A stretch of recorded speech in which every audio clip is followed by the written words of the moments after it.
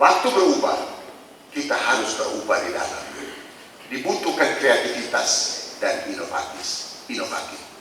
Nusa Tenggara Timur ini sangat kaya, Bapak Ibu, saudara-saudara sekalian. Mengapa orang luar bisa melihat itu, tapi kita di dalam tidak bisa memanfaatkan itu?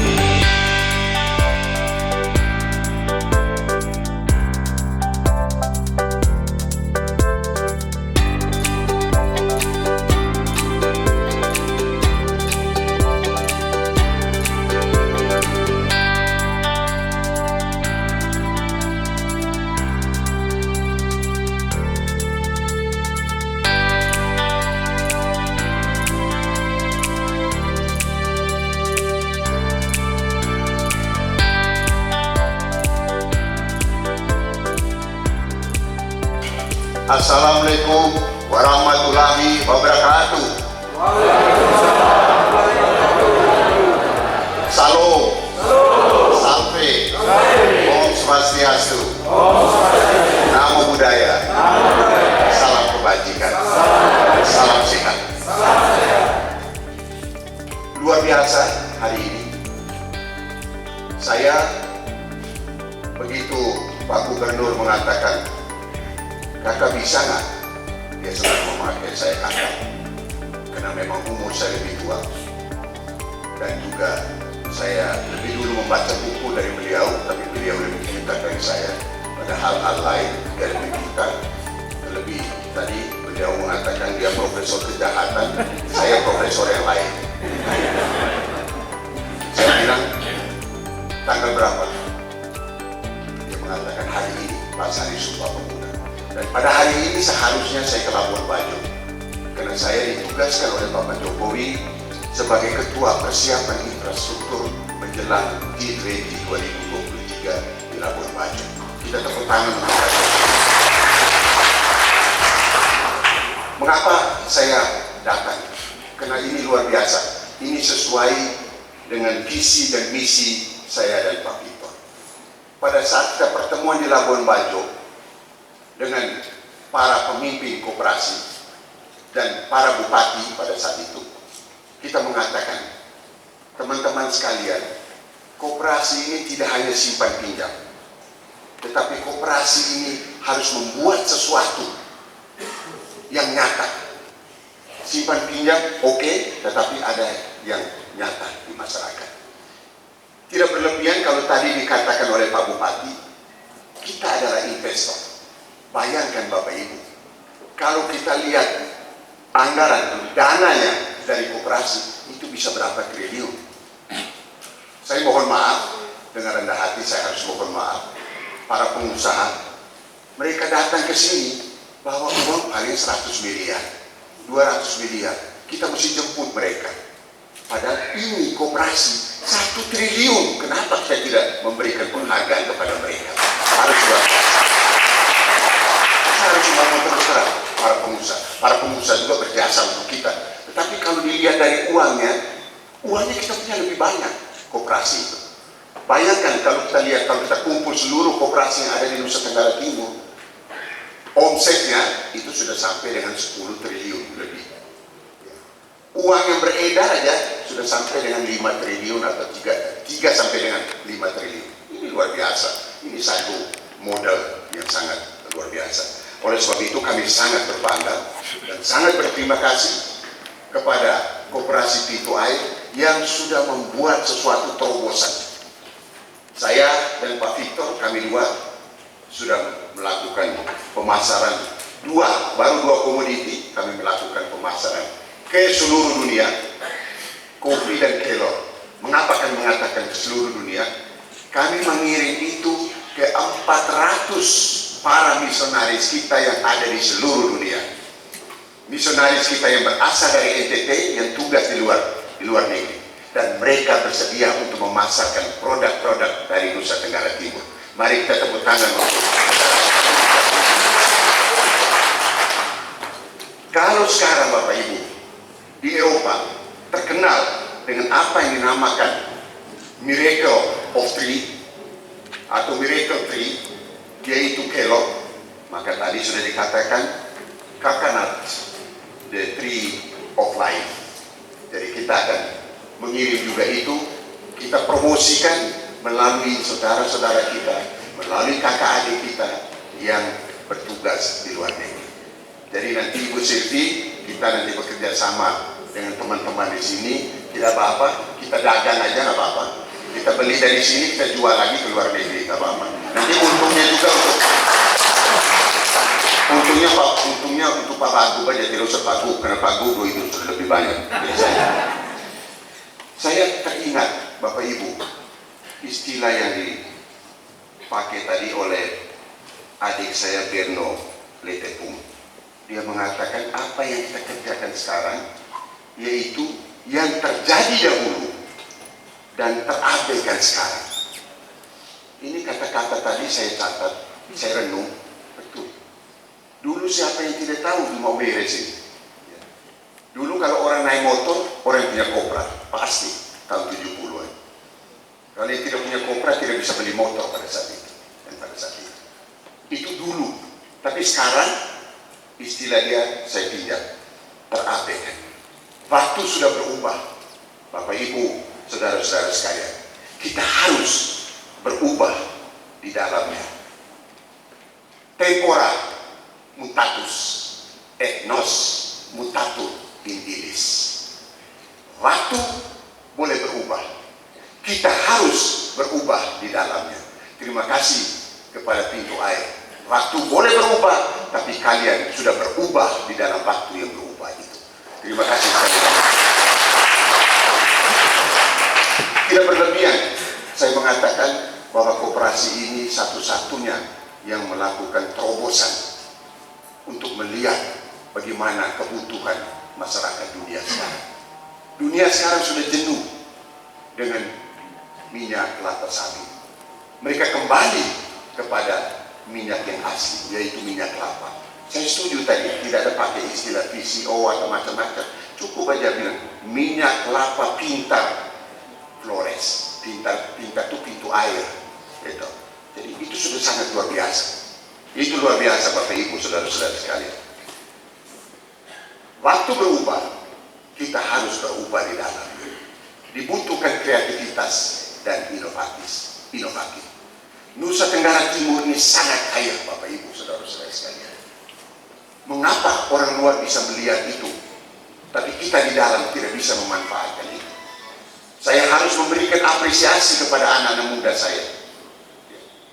Yang tadi dipaparkan itu sudah memenuhi kaidah-kaidah dalam ilmu pengetahuan dan teknologi.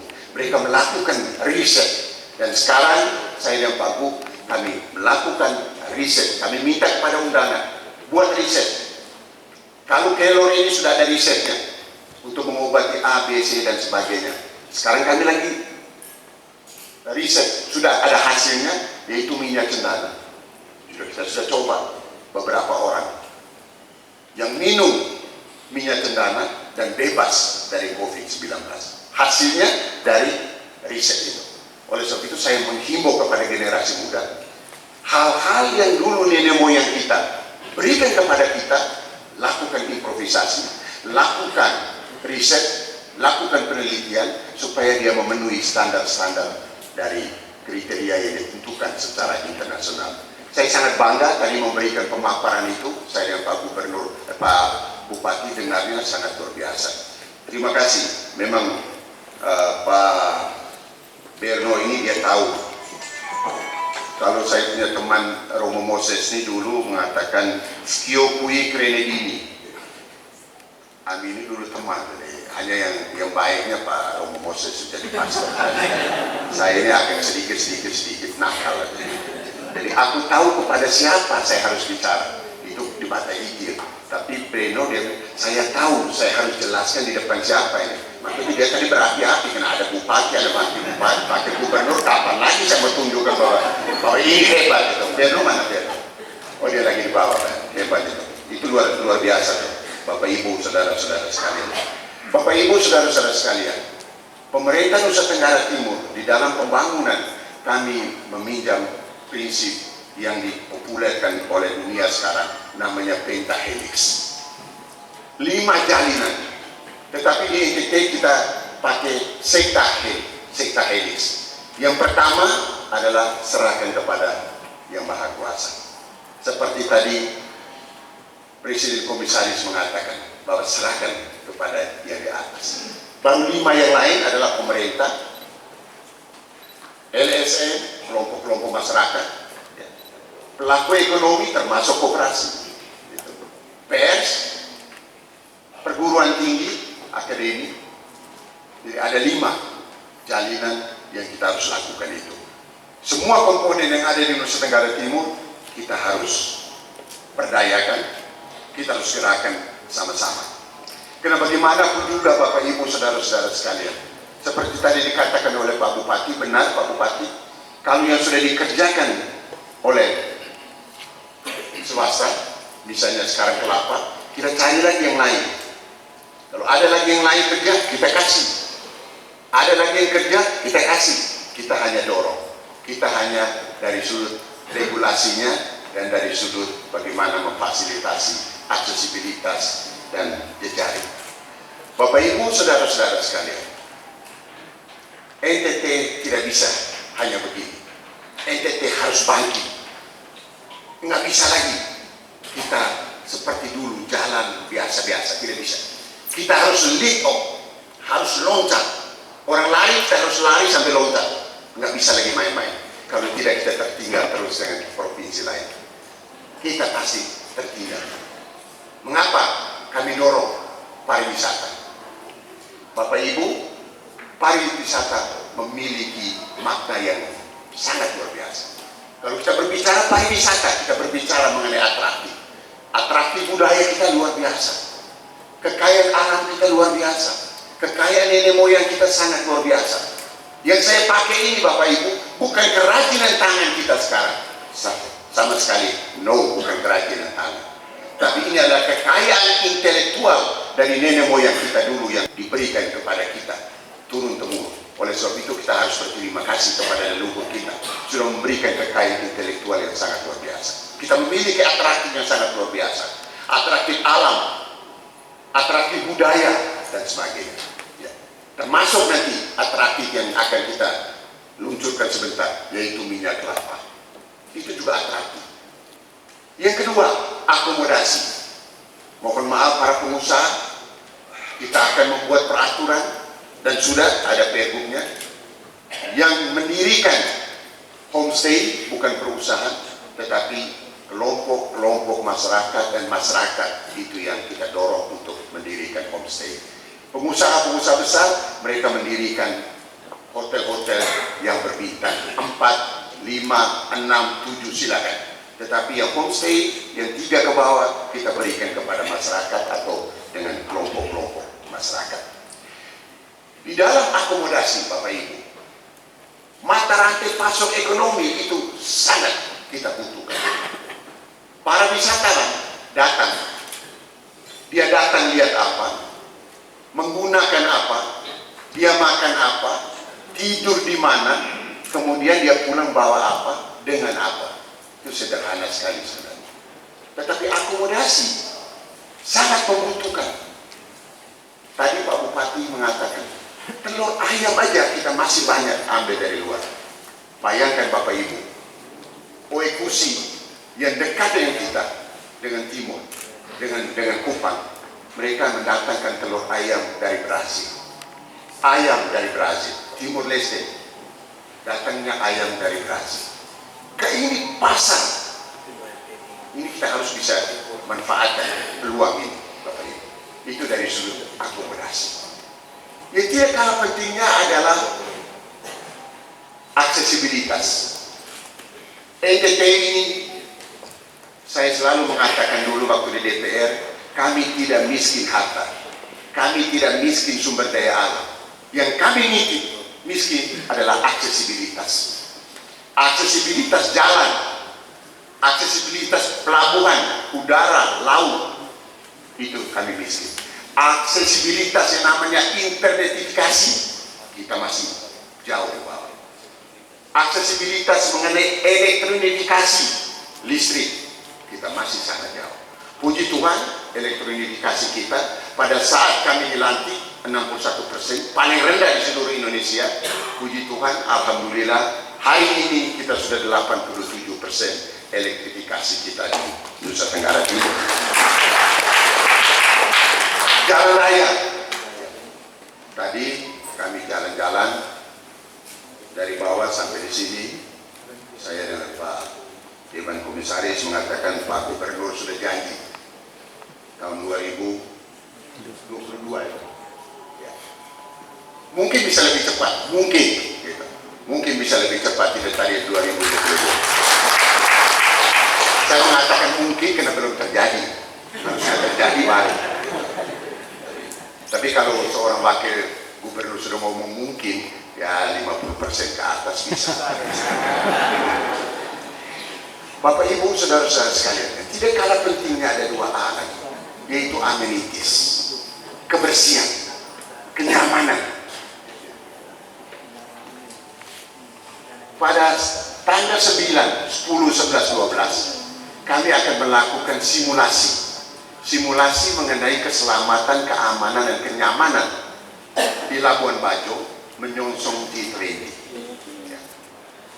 Saya mengatakan bahwa tidak hanya Labuan Bajo, karena tsunami yang pertama adalah di Kabupaten Sika. Saya mengatakan juga harus sosialisasi juga kepada masyarakat kita di sini. Jangan sampai masyarakat kita mereka tidak tahu kalau seandainya ada tsunami lagi. Itu salah satu. Nah, oleh sebab itu Bapak Ibu, saudara-saudara sekalian, amenity sangat penting. Sampah di luar itu mencerminkan sampah dalam hati kita. Hati kita bersih, pasti di luar itu akan bersih. Bapak Ibu lihat, kalau di orang-orang Holland, orang-orang Belanda, begitu datang ke rumah kita, walaupun dia tidak rasa mau ke belakang, pasti dia bilang, mana WC-nya saya mau ke belakang. Padahal dia tidak WC, dia mau pergi lihat kamar mandi bersih atau tidak. Begitu kita lihat kamar mandi kita atau kamar WC kita tidak bersih, ke situ dia kasih makan, dia pasti tidak makan. Pasti, saya yakin. Mereka makan hanya asal aja.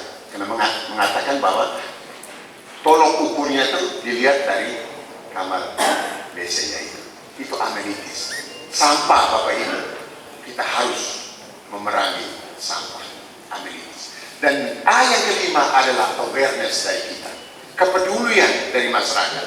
Pemerintah tidak bisa memaksakan terus-menerus, tetapi masyarakat itu sendirilah yang melakukan pemberdayaan kepada diri sendiri. Bapak Ibu saudara-saudara sekalian, kita mau di NTT ini merubah mindsetnya.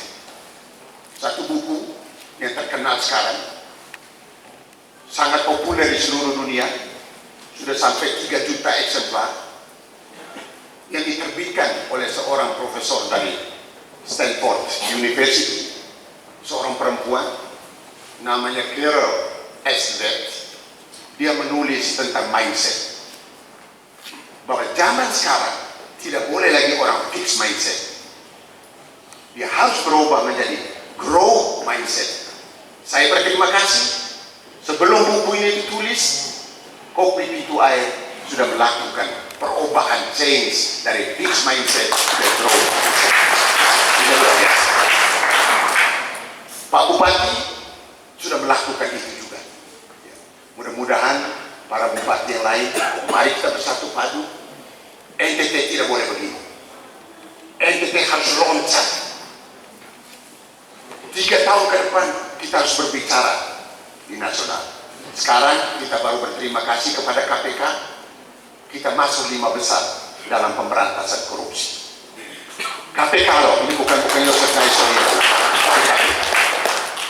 Makanya saya mengatakan kepada ASN, berani kau curi 1 rupiah, 5 rupiah, sama aja. Hari itu saya pecat. Tidak ada urusan. Saya lebih galak dari gubernur karena saya yang bikin itu undang-undang ASN. Kau pergi ke pengadilan, silakan. Sampai di pengadilan kami kalah, oke. Saya ubah nomor surat. Saya pecat lagi kau besok. Kau pergi lagi ke sana, kau menang, ya menang. Datang lagi sini, saya ubah lagi surat. Saya ubah nomor. Makanya jangan curi. Yang bikin undang-undang Yosef Naiso itu mau uji lagi saya. Jadi yang paling penting tidak boleh curi. Tidak ada uang, kau datang ke gubernur, datang ke bupati, datang ke wakil gubernur. Bagaimana Pak? Saya tidak punya uang. Mari kita cari bersama, tapi tidak boleh curi dari APBN atau APBD. Itu di dunia kau masuk di penjara, akhirat pasti kau masuk surga, masuk neraka. Tidak mungkin masuk surga. Dan Bapak Ibu mohon maaf, saya dengan adik saya bupati ini dan kami para pensiunan pejabat ini, hati-hati Pak Ansar, Pak Alex, kita belum tentu masuk surga. Ini saya ngomong terus terang. Karena begini Pak, kami ini orang politik. Begitu kami meninggal, masuk di surga, Santo Petrus dan malaikat tanya, Yosef, tapi bukan Yosef, nama lain aja. Kau mau masuk? Tidak Yosef Naiso, pasti masuk surga. Dia akan tanya, you pilih surga atau pilih neraka? Pasti semua kita akan pilih surga. Pergi lihatlah tempat surganya. Pergi di sana. Tempatnya gersang. Tidak ada apa-apanya. Terus malaikat tanya, mau lihat neraka? Lihat. Wah, di neraka tempatnya. Waduh, aduh air benar-benar. Semua di situ ada, lengkap semua. Mobil mewah ada semua, bintang film, wah semua banyak. Saya ngomong bintang film kan ada adik saya Pak Alex. Itu cantik-cantik semua. Mereka tanya, you mau surga atau neraka? Ya neraka lah kita. Siapa yang tidak pilih neraka itu enak.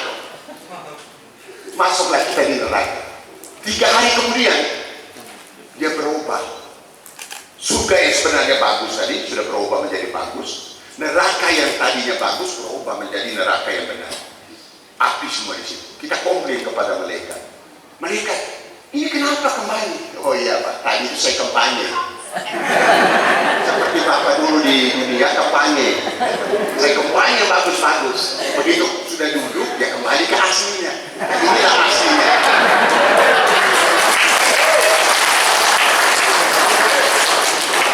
Jadi memang kamu, Bapak Ibu berdoa aja untuk kami orang politik ini. Tadi saya punya adik bupati mengatakan ya harusnya tepat waktu. Jadi saya yakin Bupati Sikat tepat waktu dan tepat janji. Dan Yosef Naiso dan Victor, saya kira kami mungkin kami tidak akan masuk penjara kena curi uang, tapi kami masuk kena tendang orang, kena pukul orang. Karena kalau orang salah-salah kerja salah-salah saya tendang pasti.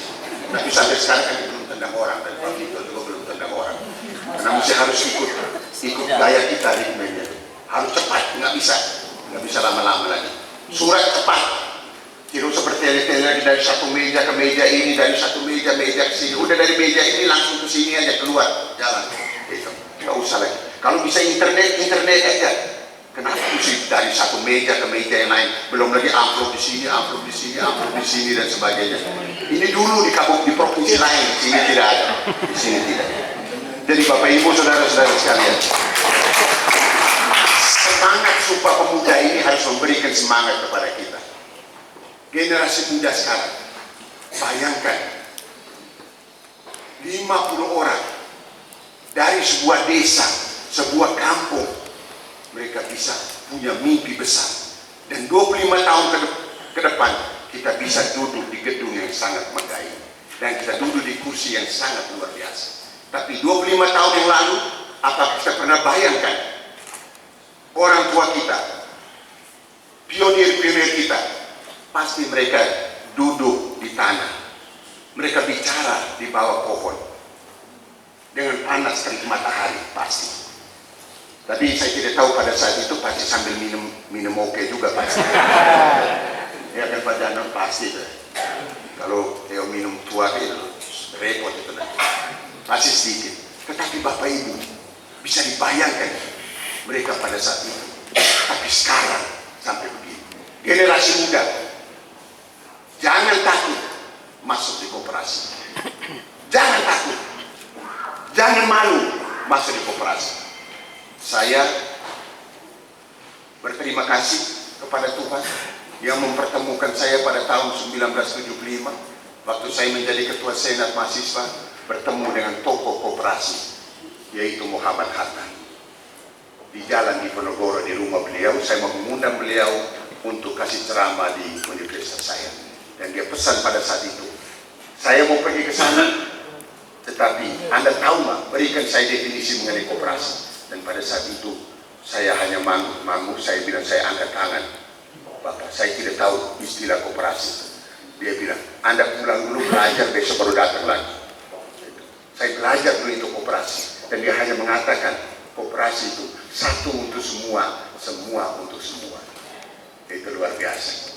Jadi Bapak Ibu, hari ini Bapak Ibu sudah kumpul sedikit-sedikit, jangan jadi lidi, tetapi jadilah satu lidi, supaya kita bisa sama-sama bersatu padu kita dalam membangun. Bapak Ibu, saudara-saudara sekalian, koperasi sudah luar biasa, sangat luar biasa, dan itu terus akan luar biasa. Kami dari pemerintah provinsi, kami akan mendorong terus, minimal kami memberikan motivasi, minimal kami akan memberikan sesuai dengan wewenang kami legitimasi, peraturan dan sebagainya kami akan berikan.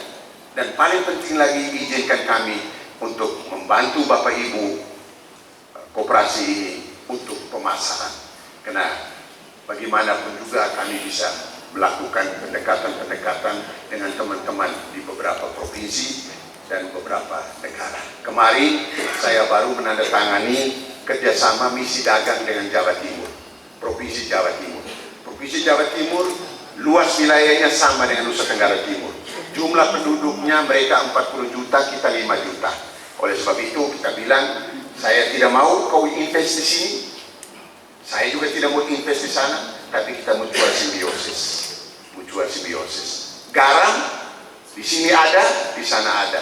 Tetapi garam tidak boleh hanya ambil garam di sini, terus pabriknya ada di Surabaya. Saya bilang, Emil, no. Pengusaha dari sana datang, bikin garam di sini, industri juga di sini. Kelor, kalau di sana kelornya tidak ditakutin oleh setan, kelor yang di NTT ditakutin oleh setan. Kita kirim kelor. Bapak Ibu, kelor ini luar biasa, sangat luar biasa. Maka itu dari Eropa mengatakan mereka free. Bayangkan, setan aja takut. Saya nantang di Bapak Ibu yang ada di sini yang punya black magic. Dia punya black magic, kita ambil itu daun kelor, pasti dia kabur. Itu saya aku yakin. Apalagi setan.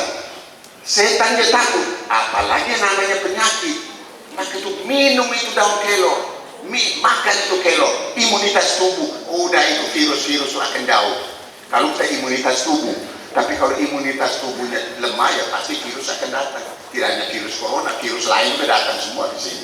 Gitu. Jadi oleh sebab itu Bapak Ibu, kita berterima kasih kepada Tuhan Maha Kuasa karena memberikan kita Nusa Tanah Terjadi dan Nusa Toleransi tertingginya, dan kemudian the new territory tourism yang ada di Nusa Tenggara Timur ini.